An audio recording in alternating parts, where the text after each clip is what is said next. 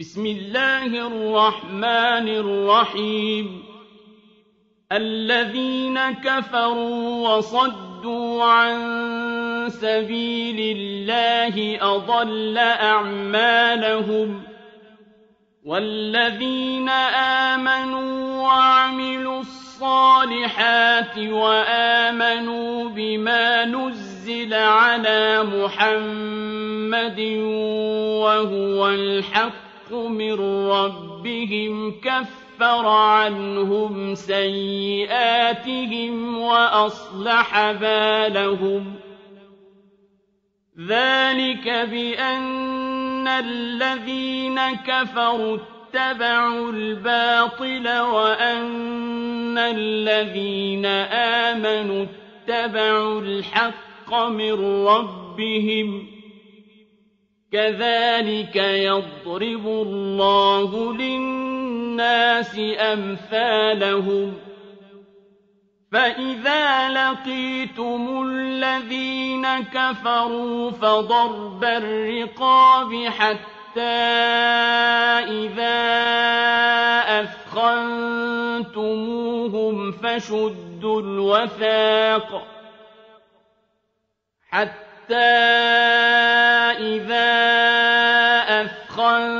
أثخنتموهم فشدوا الوثاق فإما منا بعد وإما فداء حتى تضع الحرب أوزارها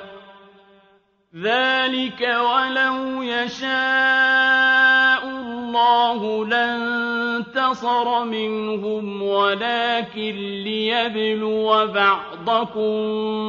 ببعض والذين قتلوا في سبيل الله فلن يضل أعمالهم سيهديهم ويصلح بالهم ويدخلهم الجنة عرفها لهم يا أيها الذين آمنوا إن تنصروا الله ينصركم ويثبت أقدامكم والذين كفروا فتعسا لهم وأضل أعمالهم ذلك بأنهم كرهوا ما أنزل الله فأحبط أعمالهم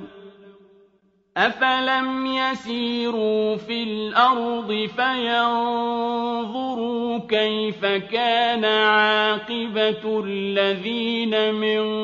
قبلهم دمر الله عليهم وللكافرين أمثالها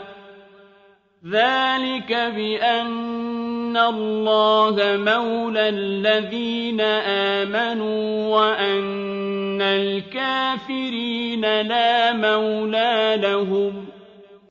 إن الله يدخل الذين آمنوا وعملوا الصالحات جنات تجري من تحتها الأنهار والذين كفروا يتمتعون ويأكلون كما تأكل الأنعام والنار مثوى لهم وكأين من قرية هي أشد قوة من قريتك التي أخرجتك أهلكناهم فلا ناصر لهم أفمن كان على بينة من ربه كمن زين له سوء عمله واتبعوا أهواءهم مثل الجنة التي وعد المتقون فيها أنهار من ماء غير آسن وأنهار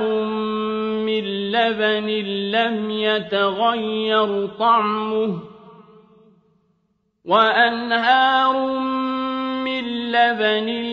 يتغير طعمه وأنهار من خمر لذة للشاربين وأنهار من عسل مصفى ولهم فيها من كل الثمرات ومغفرة